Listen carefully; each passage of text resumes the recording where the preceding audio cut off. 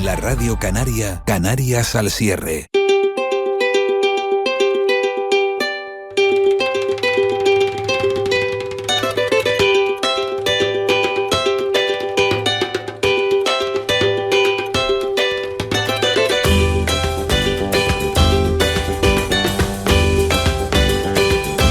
Para la Guanchipedia, como cada... Uy, sin gallo, no te estés riendo ya. Mónica, que empezamos bien. Te veo ya. Si quieres volvemos a rebobinar y estos 15 segundos no han existido. Vuelvo a repetir.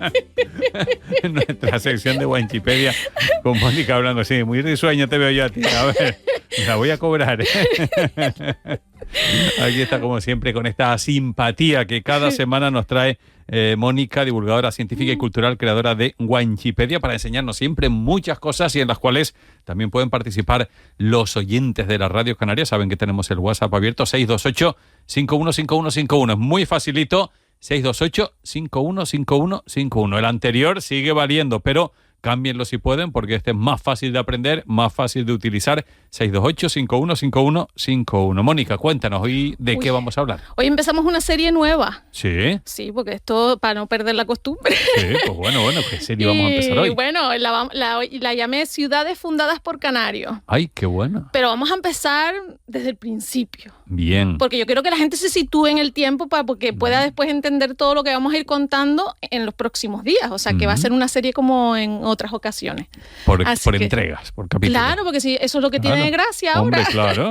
Y bueno, y en ese viaje vamos a traer vocabulario. Vocabulario, ¿por qué tenemos nosotros ese vocabulario? Pero mira, ahora lo van a entender. Bueno. Porque Canarias tiene una fuerte influencia de otras culturas debido a esa conexión entre Canarias y el resto de países del mundo.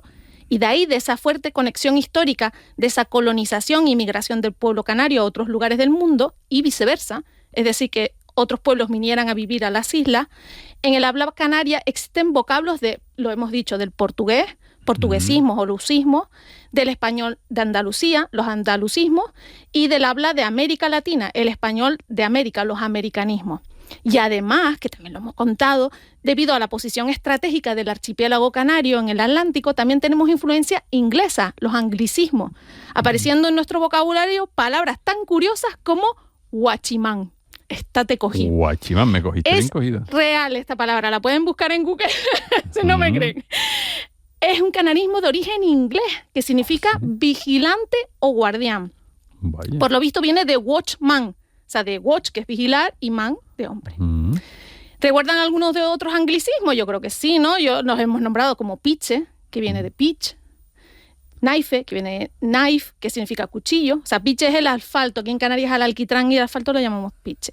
Queque, que es de cake, que significa tarta o bizcocho.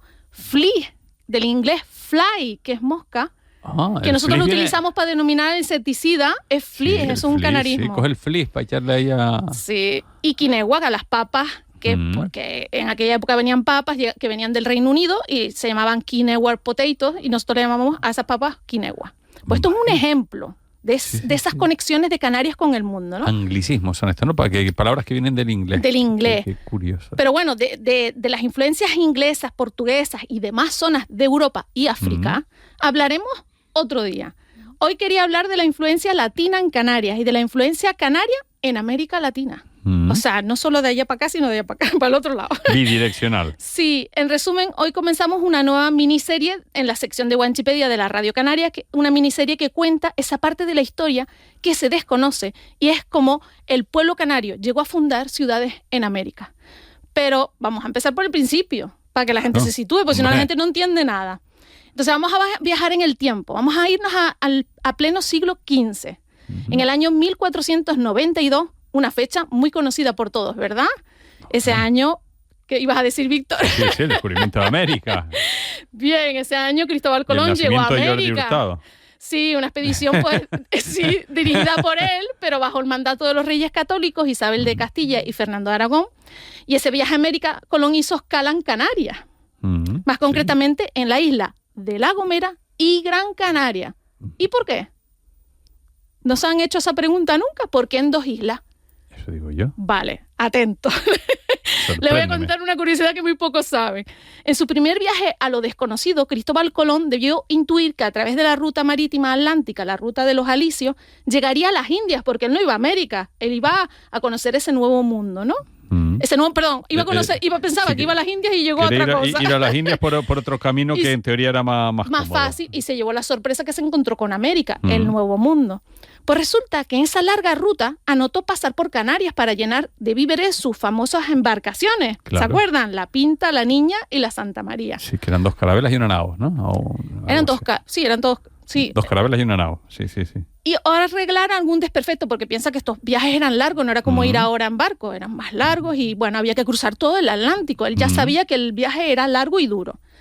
Ahora bien, a los pocos días de salir del puerto de Palos, el antiguo puerto fluvial de Palos de la Frontera en Huelva, España, se le rompió el timón de la Pinta. Vaya. Y menos mal que esta avería sucedió a la altura de la isla de Lanzarote, porque gracias a eso pudo reparar este dispositivo fundamental para controlar la dirección y el rumbo de la embarcación. Y más antes de un largo viaje como este, que era ir al otro lado, ¿no? Como intuirán, este imprevisto prolongó su estancia en las islas, porque la Pinta fue llevada a Gran Canaria para arreglar el timón, mientras que el resto de carabelas permanecieron en San Sebastián de la Gomera. De ahí que esté en las 2 islas. Primero fue ahí, dejó eso y después se fue. Ahora dirás, ¿por qué se detuvo en La Gomera? ¿Por qué no se quedó en Gran Canaria? Aquí viene el chisme. Agárrense porque aquí viene el chisme. Dice que tenía una novia, ¿no? Ahí vamos. Resulta que en la isla de La Gomera estaba el amor. Esto es el amor en todas las historias. Pues estaba Beatriz de Bobadilla en La Gomera, que es la señora de La Gomera, la viuda de Fernán Peraza, a quien Colón conocía previamente de la corte, y que las malas lenguas decían que tenían un romance secreto.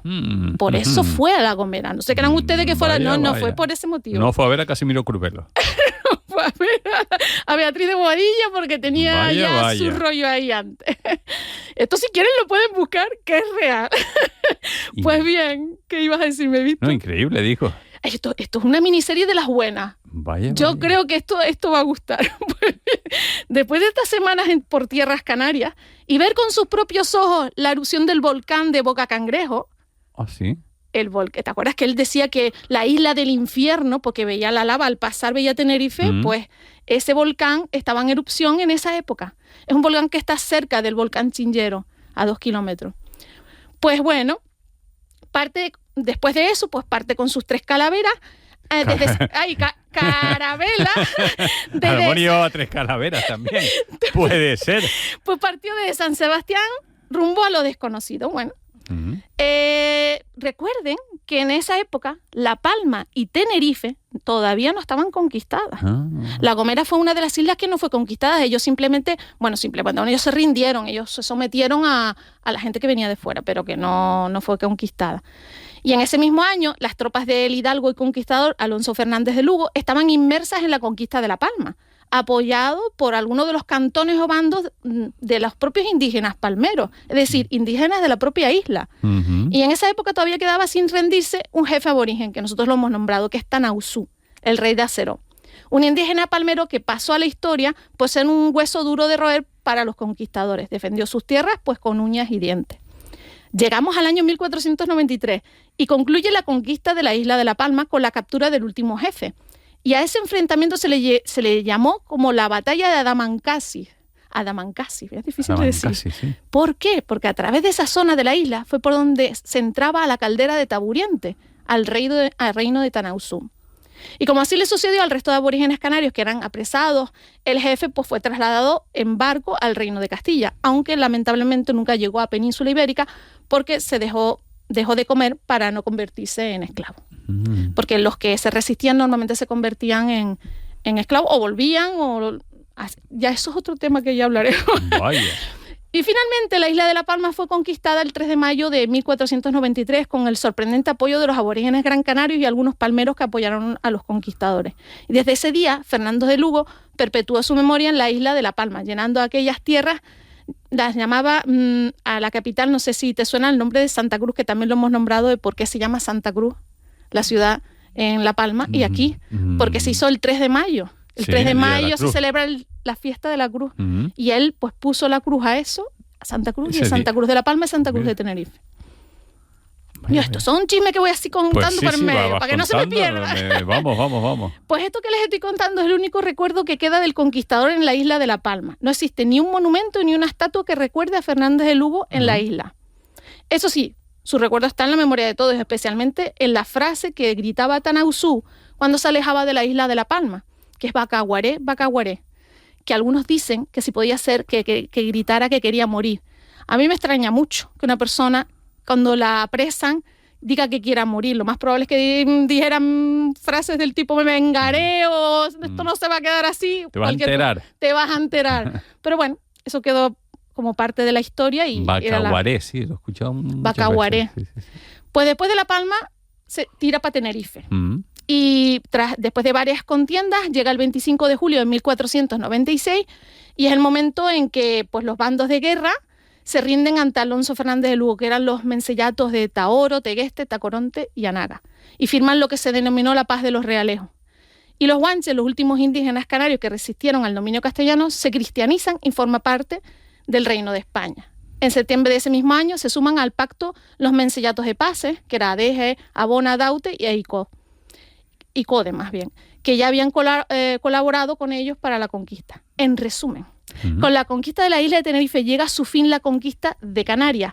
Y es ahí, en ese preciso instante, cuando las islas se integran en la corona de Castilla y comienza un proceso largo de adaptación a las nuevas costumbres que esos nuevos habitantes traían a las islas, la nueva cultura que ha construido el pueblo canario que hoy vemos en nuestros días. Vaya, oye, me quedó boquiabierto, estupefacto y ojiplático. Y eso es lo que a partir de ahí vamos a empezar.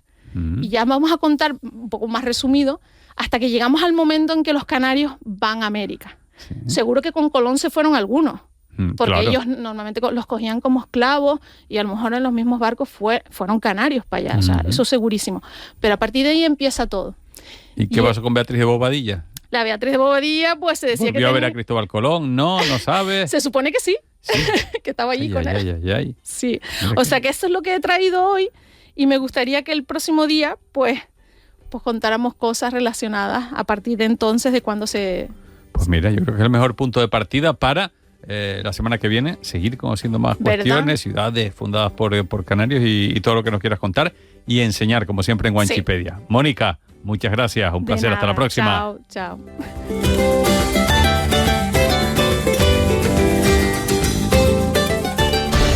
Canarias al cierre. Víctor Hugo Pérez.